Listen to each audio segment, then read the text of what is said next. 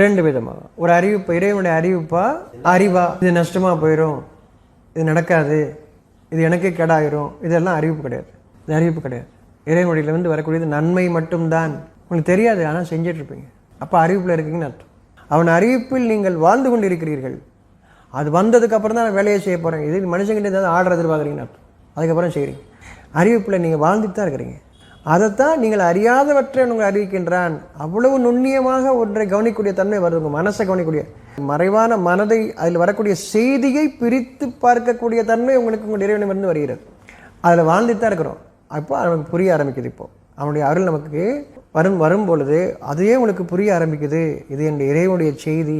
எவ்வளவு பிரித்து காட்டுறான் பார். அப்படி நன்மை மட்டும்தான் அதில் இருக்கும். நம்ம வாழ்ந்துட்டு இருக்கோம். அப்போ அந்த செய்தி வரும்போது இது எல்லாமே இறைவன் என்னை வாழ வச்சுருக்கான், நான் வாழலை அப்படின்னு உணர்றீங்க இல்லையா? அதெல்லாம் அறிவிப்பு. நல்லது மட்டும்தான் இல்லை, எந்த கெட்டதும் இருக்காது. கெட்டது வரவே வராது. கெட்டது ஒன்று இருக்கான்னு கூட உங்களுக்கு தெரியாது அந்த நேரத்தில். அப்படி நீங்கள் மனசு பக்கம் உடஞ்சிக்கிட்டே இருக்கும்போது அடுத்த நிமிஷமே இறங்கிடுவீங்க. என்னதுன்னு சொன்ன உடனே இறங்கிடுவீங்க. நான் தான் இதெல்லாம் செஞ்சேன்னு நீங்கள் நினைக்க எல்லா காரியமும் கெடுத்துட்டோன்னு. மறுபடியும் நம்ம இறைவன் பொறுமையோடு இருக்கிறான். மறுபடியும் என் பக்கம் திரும்புவீங்க. அப்படி மீளுவது அவனிடமே. மனதின் மறைவானவற்றின் பக்கம் நாம் திரும்புவது அவனிடமே. அவன் தான் இங்கே மறைவானதை அறிவிக்கிறான்னு அர்த்தம். யார் ஒருவரும் அறிவு கொடுக்க முடியாது. நீங்கள் கொடுக்கக்கூடிய அறிவிச்சு கெட்டதான் செய்ய முடியும். நல்லதுன்னு நினச்சிக்கிட்டு நான் செய்யணும், அவ்வளோதான். நல்லது நடக்காதுங்க. அது அப்படி இல்லை. நீங்கள் செஞ்சுக்கிட்டே இருப்பீங்க. நல்லதாக கவலையும் இல்லாமல் பயமில்லாமல் செஞ்சுட்டு இருப்பீங்க. அதாவது வாழ்ந்துட்டு இருப்பீங்கன்னு அர்த்தம்.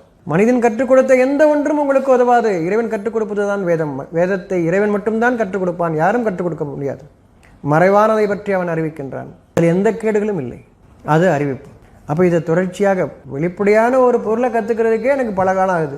மறைவானதை வாழ்நாள் முழுவதும் நான் கற்றுக்கொள்ள வேண்டுமே என்ற அந்த ஆசையோடு ஒவ்வொரு நாளும் என் இறைவனுடைய அறிவிப்பை நான் ஏற்றுக்கொள்ள வேண்டுமே என்ற ஆசையோடு ஒவ்வொரு நாளும் எழுகின்றேன். இந்த சனத்தில் என் இறைவனுடைய அருள் எனக்கு கிடைத்துவிடும் அந்த எண்ணத்தோடு மறைவானது இருக்கிறது என்ற நம்பிக்கை எனக்கு ஊட்டிக்கொண்டே இருக்கின்றார். நீங்கள் நம்புகிறீர்களா? அல்லது காண்பதைத்தான் நான் நம்புகிறேன் என்ற அறிவாளிகளா? இருந்து கொள்ளுங்கள், குற்றமில்லை.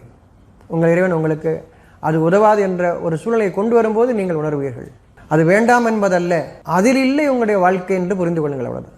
மறைவானது இருக்கிறது, வழிகாட்டக்கூடியது, என்றென்றும் வாழச் செய்யக்கூடிய இருக்கிறது, அந்த அறிவிப்பு இருக்கிறது என்று நம்புங்கள். அவ்வளோதான். எதை கொண்டு? உங்களுக்கு உயிர் இருக்குது, மனசு இருக்குது, மறைவானது. அப்போ மறைவானது இருக்குது, அவ்வளோதான். நீ நம்பிக்கை கொள்வதற்கு ஒரு சாட்சியம். எதிர்பார்ப்பு இல்லை, அதுதான் அறிவிப்பு. வாழ்ந்துட்டு இருக்கீங்க, சுகமாக இருக்கும்போது மறந்துடுறோம் இல்லையா? அது இறைவனை அருளாக இருக்கிறீங்க. கஷ்டம் வந்தோன்னா யோசிக்கிறீங்க, எல்லாத்தையும் கிழக்கு மேற்கும் பார்க்குறீங்க. அவன் வாழ வைக்கும்போது நீங்கள் எங்கேயும் பார்க்கல, காரியத்தை மட்டும் செஞ்சுட்டு இருக்கீங்க. அறிவிப்பில் இருக்கிறீங்கன்னு. அறிவு வந்துச்சுன்னா எல்லா பக்கம் பார்ப்பீங்க.